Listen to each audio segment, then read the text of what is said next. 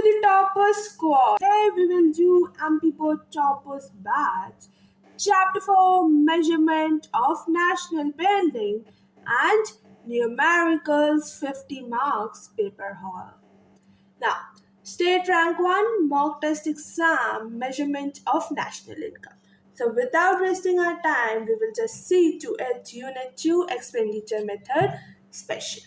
Mission 50 out of 50 in this exam. Okay, in both we have 100% we will bring and we will rule the state list. Okay, ready? Okay, now lecture 1, 2 and 3 recap. Full foundation refresh. Lecture 4 theory, logic of spending and capital. Housing investment, special construction case, solving hall, high rated crores, lags practicals, examination hall, full 50 marks pattern, MP board pattern paper. So, in the earlier class, in the lecture 3, I've told you that I will tell you कि house जब बनता है तो वो कहाँ जोड़ा जाता है. तो in this lecture I will tell you. So let's start with the phase 1 of the mega recap of lecture 1, 2 and 3 summarized. Now, let's recap lecture 1. Macro core. ठीक है. तो macroeconomics देखो what is macroeconomics? Macroeconomics is the study of aggregate units of an economy as a whole, जैसे national income या GDP. ठीक है. अब आता है सर्कुलर फ्लो. सर्कुलर फ्लो में unending flow of income and output. Unending flow होता है. हमने देखा था ना कि अगर 100 करोड़ रुपीस हमने फॉर्म में काम किया, हमें फॉर्म से हाउस होल्ड में हमें इनकम मिली 100 करोड़ रुपीस 100 करोड़. अब वही 100 करोड़ रुपीस हमको कुछ लेना था, गुड्स सर्विसेज खरीदनी थी, वही 100 रुपीस हमने फिर से उस फॉर्म में दी टू परचेज अ गुड्स और सर्विसेज. तो ये सर्कल घूमते थे ना कि पहले हम हाउस होल्ड से फॉर्म गए, फिर फॉर्म से हाउस होल्ड मनी लेकर आए, फिर मनी फिर से हमने फॉर्म में दिया for to purchase a goods और सर्विसेज, फिर हम उस गुड्स और सर्विसेज को फिर से हाउस होल्ड लेके आए. तो वो सर्कल चल ही रहा है. ठीक है. तो वो अनएंडिंग फ्लो है इनकम एंड आउटपुट. और हम अज्यूम करते हैं कि क्या अज्यूम करते हैं हम कि there is no savings. Okay, no taxes, no savings, हम अज्यूम करके चलते हैं. Producing units, primary, secondary, tertiary. ठीक है. Goal measure total wealth produced in a year. Goal क्या होता है कि टोटल वेल्थ, नेशनल इनकम में हम यही निकालते हैं ना, total wealth produced in a year कितनी वेल्थ प्रोड्यूस हुई है. Okay. Now stock versus flow. Lecture 1 stock versus flow में बेसिस. स्टॉक मतलब at a point of time, उसी पॉइंट में अगर मैं अभी आपसे पूछूं कि आपके पास अभी टोटल कितने मतलब अभी कितने पेन आपके सामने रखे हैं, तो आप बोलोगे 2, 3, 4 ऐसे. तो आपने उसी समय बताया, तो that is a stock concept. और अगर मैं पूछूं पॉपुलेशन ऑफ 2026, तो मैं थोड़ा आपको टाइम दूंगी, टाइम पीरियड दूंगी, उसमें आप मुझे आके बताओगे, तो वो फ्लो कॉन्सेप्ट. ठीक है. तो बेसिस अगर हम देखें स्टॉक का टाइम एट अ पॉइंट, तो स्टॉक एट अ पॉइंट और flow over a period of time. Nature ये स्टैटिक कॉन्सेप्ट है स्टॉक, और जो नेचर है फ्लो का वो डायनेमिक कॉन्सेप्ट है. एग्जाम्पल्स जैसे मान लो वेल्थ, स्टॉक, और फ्लो में मान लो इनकम और एक्सपोर्ट. ठीक है. फ्लो में इनकम और एक्सपोर्ट, क्योंकि हम टाइम बाद हमें पता चलता है. स्टॉक में हमें अगर पर्टिकुलर टाइम में जानना है तो वेल्थ या स्टॉक. या आप ये लिख सकते हो at the present time how many pens you have, ये भी लिख सकते हैं, ये भी स्टॉक है. Trick. Depreciation CFC is a flow variable. जो हम डेप्रिसिएशन देखेंगे अभी, अगर आपको याद हो कि हम अगर हमें ग्रॉस को नेट में कन्वर्ट करना है तो हम डेप्रिसिएशन माइनस करते हैं, नेट को ग्रॉस में कन्वर्ट करना है तो हम डेप्रिसिएशन प्लस करते हैं। तो वो भी, ये जो डेप्रिसिएशन है वो भी एक फ्लो वेरिएबल, फ्लो कॉन्सेप्ट है, ठीक है ना। Goods and metrics. Final goods. देखो, final goods are those goods which are final goods are those goods which are used for consumption or investment. The final goods are those goods which are used for consumption or investment. ठीक है? And this final good is included in national income. Okay. Now intermediate goods are those goods which are for resale or for further production in the same year, and this is not included in the national income due to double counting. If it will be included in national income तो double counting हो जाएगी, आपकी जेब में पैसा कम होगा और आप जो कैलकुलेशंस आप कर रहे हो उसमें मनी बढ़ा हुआ दिखेगा, तो फिर डबल काउंटिंग हो जाएगी।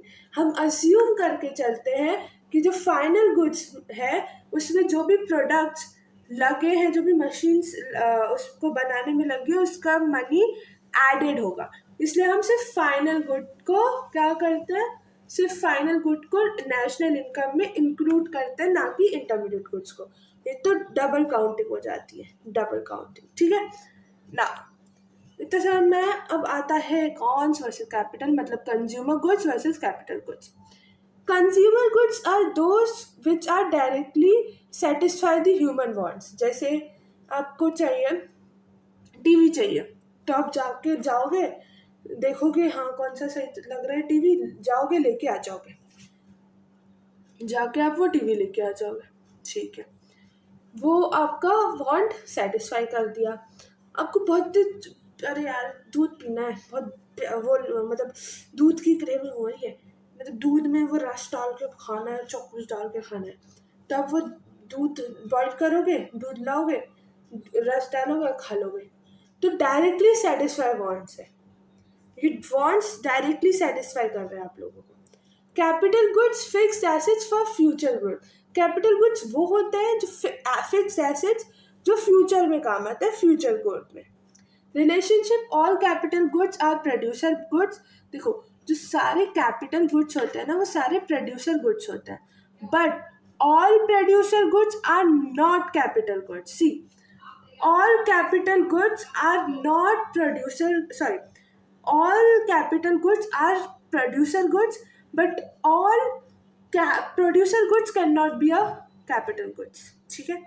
सारे कैपिटल गुड्स प्रोड्यूसर गुड्स हो सकते हैं, पर सारे प्रोड्यूसर गुड्स कैपिटल गुड्स नहीं हो सकते। इतना समझ में आया? आई थिंक इतना समझ में आया होगा, ठीक है। कि देखो कैपिटल गुड्स क्या होता है, कैपिटल गुड्स वो होते हैं जो fixed capital goods fixed assets for future good, future में काम आते हैं, फ्यूचर ग्रोथ के लिए, तो उनको हम प्रोड्यूसर गुड्स भी बोल सकते हैं, ठीक है। सारे कैपिटल गुड्स को हम प्रोड्यूसर गुड्स भी बोल सकते हैं, पर जो सारे प्रोड्यूसर गुड्स है, अब जो सारे प्रोड्यूसर गुड्स है उनमें से कुछ कैपिटल गुड्स होंगे, कुछ नहीं होंगे, तो we can not say that all producer goods are capital goods. अब समझ में आया? ठीक है, okay, now move on to recap lecture 2, the 3 bridges. Okay, so gross में से माइनस डेप्रिसिएशन करोगे तो नेट मतलब कि कटा पिटी वैल्यू, ग्रॉस मतलब कि डेप्रिसिएशन ऐड वाली वैल्यू, ठीक है, टोटल वैल्यू, और नेट मतलब कटी पिटी वैल्यू, ठीक है। तो अगर ग्रॉस माइनस डेप्रिसिएशन करोगे तो नेट आएगा, और नेट प्लस डेप्रिसिएशन करोगे तो ग्रॉस आ जाएगा, ठीक है। अब आता है NFIA, डोमेस्टिक प्लस NFIA करोगे तो इक्वल्स टू नेशनल इनकम आ जाएगी। अब मार्केट प्राइस माइनस NIT आपको लोगों को निकालना आता है, इंटरमीडिएट टैक्सेस माइनस सब्सिडी, तो मार्केट प्राइस माइनस NIT करेंगे तो फैक्टर कॉस्ट आ जाएगा, FC आ जाएगा। Use this for all numerical logic, ये न्यूमेरिकल लॉजिक, ठीक है। तो लेक्चर 3, हाँ, value added GVAMP summation of GVMP is equals to GDP-MP। ये मैंने आपको बताया था, ये दोनों इक्वल होता है। तो अगर हम वैल्यू एडेड मेथड देखें तो वैल्यू एडेड मेथड क्या है? Value of output minus intermediate consumption. Value of output में 3 बाइफिकेशन होते हैं। सेल्स में 2 होते हैं, डोमेस्टिक सेल्स और एक्सपोर्ट्स। फिर उसके बाद सेल्स के बाद change in stock, closing minus opening, फिर लास्ट में सेल्फ कंजम्पशन। कुछ भी खुद भी तो कुछ कंज्यूम करेंगे ना, तो सेल्फ कंजम्पशन। वो उन दोनों को प्लस कर दोगे तो वैल्यू ऑफ आउटपुट आ जाएगा। माइनस इंटरमीडिएट कंजम्पशन में इसमें भी 2 बाइफिकेशन होते हैं। पहला डोमेस्टिक कंजम्पशन, दूसरा इम्पोर्ट्स। ठीक है, दूसरा इम्पोर्ट्स। पहला डोमेस्टिक कंजम्पशन, दूसरा इम्पोर्ट्स। ठीक है, इतना समझ में आया। फिर subtract intermediate consumption to avoid error. हाँ, इंटरमीडिएट कंजम्पशन को तो सब्ट्रैक्ट ही करता है। ठीक, अब आएगा इनकम मेथड। इनकम मेथड में मैंने आपको बताया था हम डायरेक्टली डोमेस्टिक इनकम निकालते हैं। डोमेस्टिक इनकम से आप फिर वो नेशनल इनकम निकाल सकते हो। तो इनकम मेथड में NDP-FC डोमेस्टिक इनकम, COE मतलब आपको पता है क्या है COE?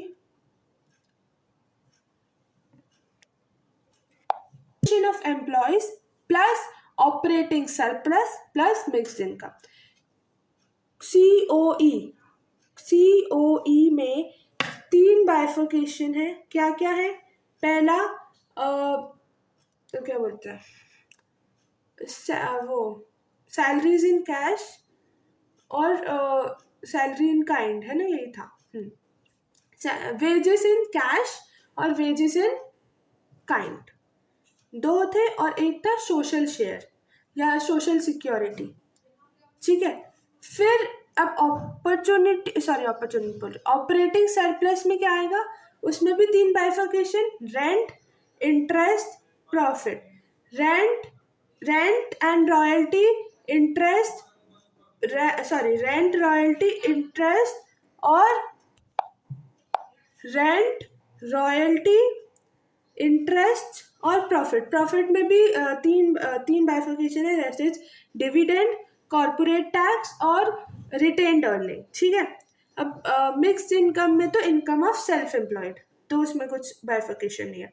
तो component of compensation of employ में, ठीक है, wages in cash, wages in kind और एम्प्लॉयर सोशल शेयर। ठीक है, फिर ऑपरेटिंग सरप्लस में rent, interest, profit, royalty. Profit में 3 बाइफिकेशन है, डिविडेंड,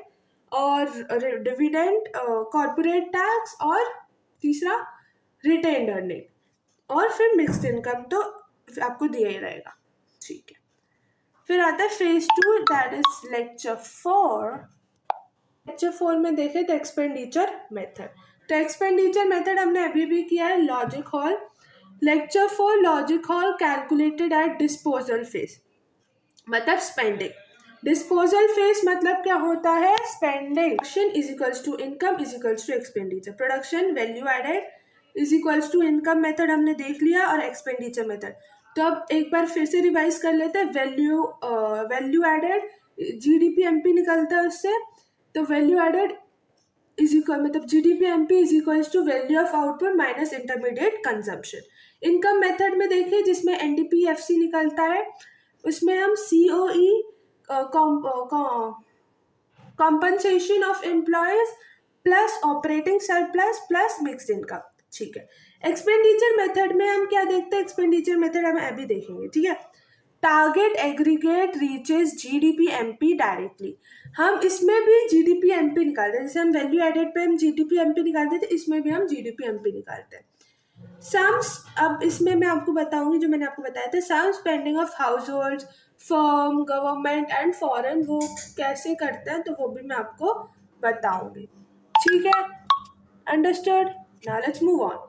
लेक्चर 4 कंजम्पशन। PFCE में बताया था मैंने, प्राइवेट फाइनल कंजम्पशन एक्सपेंडिचर।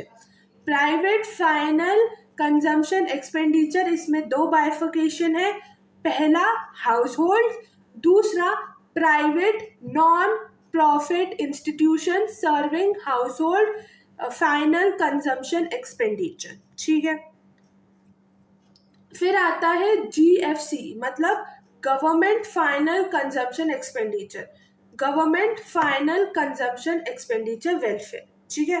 तो पहला private final consumption expenditure plus government final consumption expenditure. तीसरा होता है ग्रॉस डोमेस्टिक कैपिटल फॉर्मेशन। क्या होता है? ग्रॉस डोमेस्टिक कैपिटल फॉर्मेशन, ठीक है।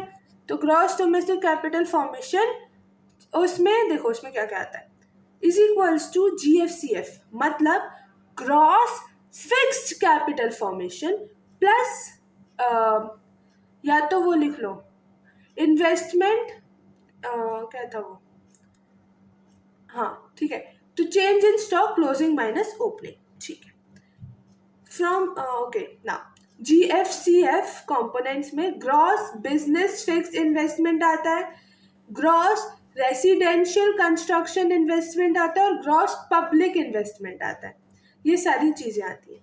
तो GDCF में अगर हम देखें, GDCF मतलब ग्रॉस डोमेस्टिक कैपिटल फॉर्मेशन के अंदर बाइफर्केशन है दो, क्या है, gross fixed capital formation plus change in stock. अब GFCF कंपोनेंट, GFCF के कंपोनेंट्स क्या हैं वो बताए। GFCF के हमने कंपोनेंट्स देखे थे, नेट फिक्स्ड क्या था वो, net fixed composition form capital formation, ठीक है। Net fixed capital formation plus depreciation करेंगे तो ग्रॉस फिक्स्ड कैपिटल फॉर्मेशन आएगा, ठीक है। फिर चेंज इन स्टॉक करेंगे प्लस चेंज इन स्टॉक करेंगे तो अपना आ जाएगा ग्रॉस डोमेस्टिक कैपिटल फॉर्मेशन, ठीक है। वैसे तो ग्रॉस फिक्स्ड कैपिटल फॉर्मेशन में ये दो आते हैं कि net fixed capital formation plus depreciation, और इसके अंदर तीन और आते हैं, ठीक है, तीन और आते हैं। क्या क्या? Gross business fix investment, business का जो भी है, बिजनेस बना है, मतलब बिल्डिंग बनाई है तो वो सब इसमें आता है। तो gross business fixed investment, gross business fixed investment, gross business fixed investment. फिर दूसरा ग्रॉस रेसिडेंशियल कंस्ट्रक्शन इन्वेस्टमेंट, अगर आप घर बनवा रहे हो, कुछ बनवा रहे हो तो वो इसमें इंक्लूड होगा, ठीक है, तो वो इसमें इंक्लूड होगा, उसमें नहीं। PFCE में इंक्लूड नहीं होगा, मतलब प्राइवेट फिक्स्ड कंजम्पशन एक्सपेंडिचर में नहीं इंक्लूड होगा वो, यहाँ इंक्लूड होगा जो ग्रॉस रेसिडेंशियल कंस्ट्रक्शन इन्वेस्टमेंट में इंक्लूड होगा। ग्रॉस पब्लिक इन्वेस्टमेंट, जो पब्लिक इन्वेस्टमेंट कर रहे हैं वो भी इसमें इंक्लूड होगा। तो GFCF में मतलब ग्रॉस फिक्स्ड कैपिटल फॉर्मेशन में क्या क्या होगा, वो तो है, नेट फिक्स्ड कैपिटल फॉर्मेशन तो है और प्लस डेप्रिसिएशन भी है, इसके अंदर ये तीन चीज़ें भी हैं, gross business fixed investment, gross residential construction investment और ग्रॉस पब्लिक इन्वेस्टमेंट, ठीक है, ये तीन चीज़ें भी हैं। Okay now housing logic problem, if देखो, हाँ ये देखो, इस न्यू हाउस बिल्डिंग कंजम्पशन, ये क्वेश्चन था तो मैं बता रही हूँ उसका answer. Rule, no, is new house building consumption rule, no, it is GDCF। देखो मैंने आपको बताया था, आप लोगों ने पूछा था या कुछ भी हुआ था, तो मतलब हाँ किसी ने तुम लोग पूछा था शायद, पता नहीं, हाँ मैंने बोला था कि मैं बताऊंगी, ओके ओके नो प्रॉब्लम। इसमें क्या हुआ था, मैंने आपसे बोला था जो private fixed capital consumption expenditure है, उसमें जो पहला बाइफर्केशन है हाउस होल्ड्स वाला, house hold fix consumption expenditure वाला, उसमें सिर्फ हाउस होल्ड के जो हाउस होल्ड लोगों को चाहिए होता है, जैसे soap, dish wash, utensils, clothes, ये सारी चीज़ें जो चाहिए होती है वो उसमें ऐड होंगी। पर उसमें ऐड नहीं होगा, क्या नहीं ऐड होगा, न्यू हाउस बिल्डिंग, कि कोई नया घर बन रहा है तो उसमें ऐड नहीं होगा, वो इसमें ऐड होगा। किस में ऐड होगा, वो होगा जीडीसीएफ में add, gross domestic capital formation में ऐड होगा।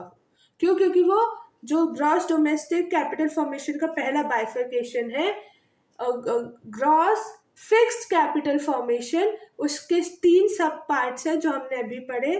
कौन कौन से हैं 3 सब पार्ट्स? बिजनेस फिक्स्ड इन्वेस्टमेंट पहला, gross business fixed investment, gross residential gross residential construction investment, gross residential construction investment, इसमें ये ऐड होगा। दूसरा ग्रॉस पब्लिक इन्वेस्टमेंट, 3 बाइफर्केशन पढ़ी और 2 बाइफर्केशन है जो ऑलरेडी हमने पढ़ी हुई है, that is net fixed capital formation plus depreciation. ठीक है, reason it is a long term productive asset, ये लॉन्ग टर्म प्रोडक्टिव एसेट है फ्यूचर ग्रोथ के लिए, तो इसलिए कैपिटल गुड बोल सकते हो इसे आप। Category residential construction investment, category क्या है वो दूसरी वाली, ग्रॉस रेसिडेंशियल कंस्ट्रक्शन इन्वेस्टमेंट में आएगा ये। ठीक है, lecture 4 sorry the X minus M trap में, एक्स माइनस एम मतलब नेट एक्सपोर्ट, नेट एक्सपोर्ट्स दिया तो आप डायरेक्टली लिख लोगे, अगर नहीं दिया तो एक्सपोर्ट्स माइनस इम्पोर्ट्स देख लेना, वो दिया होगा। If net exports is given use negative sign, okay, अगर नेट इम्पोर्ट्स दिया है तो आपको नेगेटिव साइन यूज करना है, एक्सपोर्ट्स नहीं दिया, नेट एक्सपोर्ट्स दिया है तो आप जो अगर उसमें नेगेटिव साइन लगा है तो ठीक है, नहीं लगा तो आप प्लस करोगे। अगर नेट इम्पोर्ट्स दिया है तो आपको नेगेटिव साइन लगाना है। ठीक है, नेट इम्पोर्ट्स दिया है तो आपको नेगेटिव साइन लगाना है। एग्जाम्पल, नेट इम्पोर्ट्स ऑफ 50, तो आप जब लिखोगे तो आप नेट एक्सपोर्ट्स जब एनी लिखोगे तो उसमें क्या लिखोगे, -50। ठीक है, -50, तो जीडीपी एमपी का फॉर्मूला आ गया हमें, private fixed consumption expenditure plus government fixed consumption expenditure plus gross domestic capital formation plus net exports, ये है एक्सपेंडिचर मेथड। ठीक है, ग्रोथ इंडेक्स, हाँ अब ये पढ़ेंगे आज हम। ग्रोथ इंडाइसिस, ग्रोथ इंडाइसिस क्या होता है, बेसिस नॉमिनल जीडीपी और रियल जीडीपी। ठीक है, नॉमिनल जीडीपी जैसे आपको याद है आप लोगों ने 11th क्लास में माइक्रो इकोनॉमिक्स में पढ़ा होगा, या जो एमपी बोर्ड में वो अभी पढ़ेंगे, जो उन्होंने जो पढ़ा होगा उसमें क्या था, प्राइस इंडेक्स, याद हो तो प्राइस इंडेक्स हमने देखा, तो बिल्कुल वैसा ही है। जैसे उसका क्या था, उसका फॉर्मूला था price index is equals to P1 divided by P0 into 100, ये फॉर्मूला था। तो वैसे ये इसका भी ये फॉर्मूला है, क्या है, growth indices basis nominal GDP और रियल जीडीपी। नॉमिनल जीडीपी वो है जो करंट ईयर, और रियल जीडीपी जो है वो बेस ईयर। अब आप देखोगे तो बेस ईयर भी चेंज हुआ है, बेस ईयर इज 2022-23 है ना, 2022-23 बेस ईयर है इसका। ठीक है, impact inflation error, true growth index, naming, current price और ये कांस्टेंट प्राइस। रियल जीडीपी मतलब कि वो रियल चीज बता रहा है हमें, क्या बता रहा है, रियल। ठीक है, रियल बता रहा है। और नॉमिनल जीडीपी मतलब कि ये इन्फ्लेशन बता रहा है, रियल जीडीपी मतलब कि एब्सेंस ऑफ इन्फ्लेशन, इन्फ्लेशन है ही नहीं इस साल, 2022 और 23 में इन्फ्लेशन है ही नहीं, तो इसलिए इसको बेस ईयर माना गया है। और नॉमिनल जीडीपी मतलब करंट ईयर जो अभी चल रहा है, नॉमिनल जीडीपी जो इसमें इन्फ्लेशन होता रहता है, प्राइस का ऊपर नीचे होता रहता है, कभी प्राइस 10 हो जाती है, 20 हो जाती है, 30 होती है, 40 हो जाती है, फिर 10 हो जाती है, तो प्राइस का क्या हो जाता है, प्राइस का इन्फ्लेशन चलता रहता है। ये हमें गलत इन्फॉर्मेशन देता है। नॉमिनल जीडीपी ऐसे मान लो, नॉमिनल जीडीपी थोड़ा गलत इन्फॉर्मेशन देता है, रियल जीडीपी हमें सही इंफॉर्मेशन देता है। तो अगर इसका डिफरेंस अगर पूछा गया तो आप ये लिख सकते हो, नॉमिनल जीडीपी और रियल जीडीपी में प्राइस बेस, करंट ईयर और बेस ईयर। P1 क्या होता है? P1 is current year and P0 is base year. ठीक है, ठीक है, अंडरस्टूड। तो प्राइस बेस मतलब current year that is nominal GDP, और रियल जीडीपी जो है, जो सही सच बताता है, वो बेस ईयर जो 2022-23 है। ठीक है। इम्पैक्ट इन्फ्लेशन एरर, इसमें इन्फ्लेशन एरर होता रहता है, कभी प्राइस बढ़ जाती है, कभी प्राइस कम हो जाती है, कभी प्राइस मीडियम हो जाती है, कभी प्राइस और बढ़ जाती है, तो इसमें इन्फ्लेशन होता रहता है। Real GDP true growth index constant रहता है, कांस्टेंट प्राइस रहता है, ऐसा नहीं होता इतनी बढ़ गई फिर इतनी कम हो गई, ऐसा नहीं होता, कांस्टेंट रहता है। ठीक है, जैसे 2022 और 23 में है। नेमिंग, इसमें करंट प्राइस, नेमिंग इसका करंट प्राइस है नॉमिनल जीडीपी का, और real GDP constant price, constant price. ठीक है। नाउ जीडीपी इन्फ्लेटर डिफ्लेटर, देखो ये जरूर आता है एग्जाम्स में, तो ये याद रखना, जीडीपी डिफ्लेटर। जीडीपी डिफ्लेटर होता क्या है वो देखो, deflator is equals to nominal divide, अगर देखो आपको ये याद है, कौन सा याद है, अगर आपको वो प्राइस इंडेक्स वाला फॉर्मूला याद है, price index is equals to P1 upon P0 into 100, वो वाला फॉर्मूला रहती है। रुक जाओ मैं लिखती हूँ, क्या खुल गया, ये वाला, इससे दिखती है, येलो से दिखती है, दिख जाएगा, हाँ दिख रहा है। Index number is equals to, short form में लिख रही हूँ, देख लेना, P1 मतलब current year divided by P0 मतलब बेस ईयर इंटू 100।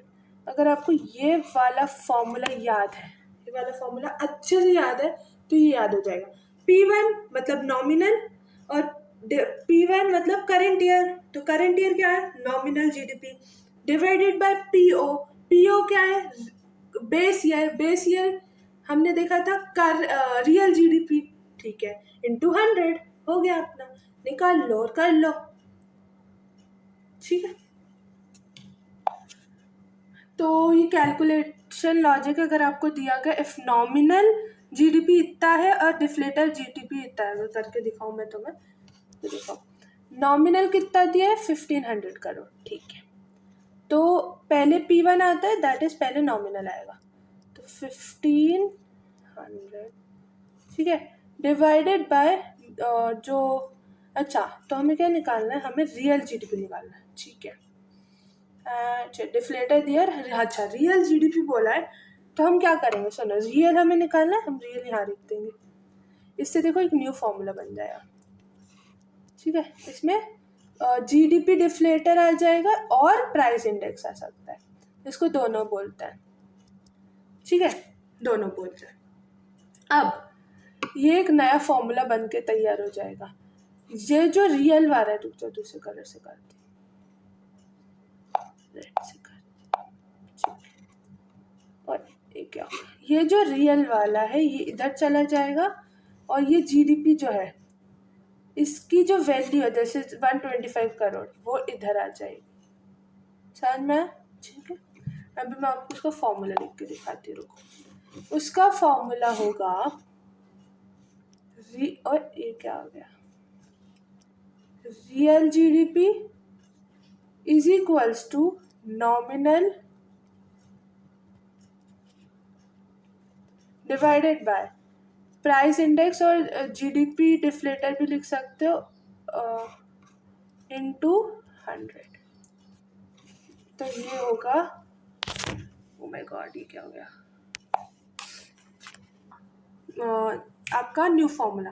कुछ नहीं किया हमने बस रियल को उधर भेजा जिसको हमें निकालना था, और जो हमें दिया हुआ है उसको नीचे भेज दिया, काम हो गया, खत्म। अगर आपको ऐसे ही बोला कि आपको अब निकालना है नॉमिनल जीडीपी, तो आप क्या करोगे, नॉमिनल जीडीपी उधर भेज दोगे और प्राइस इंडेक्स इधर भेज दोगे, जो दिया हुआ है वो इधर आ जाएगा, जो निकालना है वो इधर आ जाएगा। ठीक है, आगे शायद अगर उसका क्वेश्चन दिया हुआ ये दिया है शायद, देखो अच्छा ये जीडीपी एमपी बोला है निकालने के लिए, तो इतना समझ में आया। अब फॉर्मूला देखना है तो देख लो। ये देखो, अब हमें नॉमिनल जीडीपी निकालना है, तो हम नॉमिनल एन लिख रही हूँ मैं, nominal GDP is equals to, nominal लिखती हूँ तो हम इसके ऊपर क्या लिख दूंगी मैं, प्राइस इंडेक्स लिख दूंगी या जीडीपी इन्फ्लेटर लिख दूंगी, divided by real GDP into 100। ये आपने निकाल लिया तीसरा फॉर्मूला।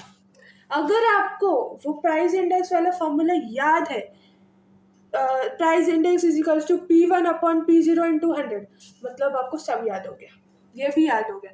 बस आपको जो दिया है वो इधर फेंक दो, और जो सॉरी जो नहीं दिया, जो निकालना है वो इधर फेंक दो, और जो दिया है वो इधर फेंक दो, काम हो गया, खत्म। ठीक है, बस ये याद रखना, करंट ईयर ऊपर होगा, बेस ईयर नीचे होगा, इंटू 100। ठीक है, डन, अंडरस्टूड।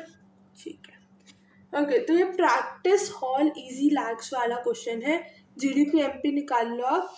ये आई थिंक सो आपसे पूछ रहा है क्या निकालने के लिए, जीडीपी एमपी। हाँ, तो देखो आपको सब दिया हुआ है, इसने बोला एक्सपेंडिचर मेथड से निकालो आप। तो पहले क्या करोगे आप, पीएफ मतलब प्राइवेट फिक्स कंजम्पशन एक्सपेंडिचर को प्लस करोगे 800 प्लस, फिर government fix consumption expenditure 800 plus 450, फिर gross domestic capital formation plus 125, और नेट एक्सपोर्ट्स दिया हुआ है प्लस 30। तो आपका आंसर आएगा 1,04,000। ठीक है, इतना आपका आंसर आ गया, 1405 लैक्स। ठीक है, अंडरस्टूड, अंडरस्टूड। ठीक है, 1405 लैक्स, इतना आपका क्या आ गया, इतना आपका रुपीज आ गया, इतना आपका जीडीपी एमपी आ गया। ठीक है, लैक्स में। ओके, सो ये भी है एक क्वेश्चन। ठीक है, इसमें हाँ, इसमें भी ये देखो, इसमें थोड़ा कंफ्यूज किया है आपको, इसमें नेशनल इनकम ही निकालने के लिए बोल दिया एक्सपेंडिचर मेथड से। तो आप क्या करोगे, पीएफसी दे रखा है 2000, डाल दो, जो डायरेक्टली दिया हो ना वो डालते जाओ। फिर ग्रॉस नहीं sorry government fix capital expenditure भी दिया, डाल दो। अब नेट फिक्स कैपिटल फॉर्मेशन दिया है, नेट फिक्स्ड कैपिटल फॉर्मेशन दिया, अब क्या करें, ओ माय गॉड गणेशा। ठीक है, तो नेट फिक्स्ड कैपिटल फॉर्मेशन दिया, क्या करें अब, इसको हमें ग्रॉस पहले बनाना पड़ेगा। देखो इसमें कुछ दिया है, डेप्रिसिएशन तो दिया हुआ है, क्या करेंगे, net fixed capital formation plus depreciation 400 plus 80 that is 480। ठीक है, अपना आ गया। ठीक है, अब नेट एक्सपोर्ट्स दिया हमें, कहीं नहीं दिया, छोड़ दो, जीरो जीरो हो गया। जीडीसीएफ देख लो, हमें gross domestic consumption capital formation में 480 दिया है, नेट फिक्स कैपिटल हमने डेप्रिसिएशन से प्लस कर दिया तो हमें ये मिल गया। ठीक है भाई, वेल डन। अब जीडीपी एमपी आ गया अपना 3080। ठीक है, करोड़ में है ना, तो रुपीज 3080 करोड़ आ गए। पर अब हमें नेशनल इनकम निकालना है, कैसे निकालेंगे, जीडीपी एमपी और नेशनल इनकम एनएनपीएफसी। अब जी और एन माइनस डेप्रिसिएशन, डेप्रिसिएशन हमें दिया ही हुआ है, माइनस डेप्रिसिएशन, रुक जाओ दिखाती हूँ, जीडीपी एमपी, फिर आता है एनएनपी, हमें एनएनपीएफसी निकालना है ना। हाँ, क्या हो गया, हाँ ये जी है। ठीक है, तो इससे अगर हमें नेट में जाना है तो माइनस डेप करना पड़ेगा, माइनस डी लिख रही हूँ, और डीपी से एमपी एनपी पे जाना है तो क्या करना पड़ेगा, डोमेस्टिक प्रोडक्ट से नेशनल प्रोडक्ट पे जाना है, प्लस एनएफआईए करना पड़ेगा, और एमपी से एफसी पे जाना है तो माइनस एनआईटी करना पड़ेगा। ठीक है, तो सब दिया हुआ है, देखो और करो, क्या दिया हुआ है, डेप्रिसिएशन दिया हुआ है 80, एनआईटी दिया है माइनस करो, और एनएफआई दिया है प्लस करना है, पर वो माइनस होगा क्योंकि माइनस का साइन लगा हुआ है। तो आगे आपका 2880 करोड़। ठीक है, आगे आंसर। Okay, now done. अब आता है examination hall, MP board pattern, mock test, chapter 1 to chapter 4. This is a 50 marks. Now let's start. Okay, so section है MCQs देख लेना. ऑप्शंस आपको दिए हुए हैं 5 मार्क्स के. ठीक है. Okay nice. फिर सेक्शन बी भी दिया है, ऑब्जेक्टिव 2 5 मार्क्स का ये भी है. ठीक है, मतलब टोटल 10 मार्क्स. ठीक है, देख लेना अच्छे से, वर्ड पे ध्यान देना.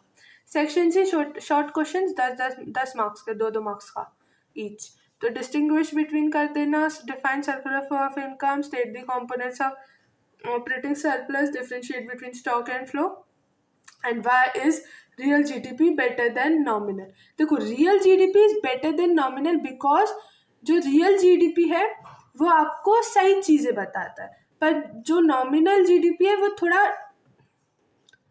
ये लिख देना, real GDP tells correct, give correct information, and nominal GDP give little bit like इसमें लिख देना इन्फ्लेशन एरर. तो इसलिए real GDP is better. Section D practical 1 देख लेना. ये दिया है वैल्यू एडेड मेथड से इसको निकालना, फिर इनकम मेथड से इसको निकाल देना. ठीक है. फिर फाइंड नेशनल इनकम, तो आई थिंक सो ये मिलेगा एक्सपेंडिचर मेथड से, तो वो कर लेना. Okay, you are ready. Quality is not an act, it's a habit. Aristotle ने बोला है. Mitisha Gulati. Join the Topper Squad now and don't forget to like, share, subscribe my channel. And if you have any doubt in anything, just write in the comment section and I will solve it. So bye bye guys. Love you all, and do this 50 marks test, and if possible bring 50 out of 50, and we are going to rule the state list and we will be the toppers of this year. Bye bye guys. Bye bye. Love you all. Bye bye. Bye bye. Bye bye. Bye. Bye.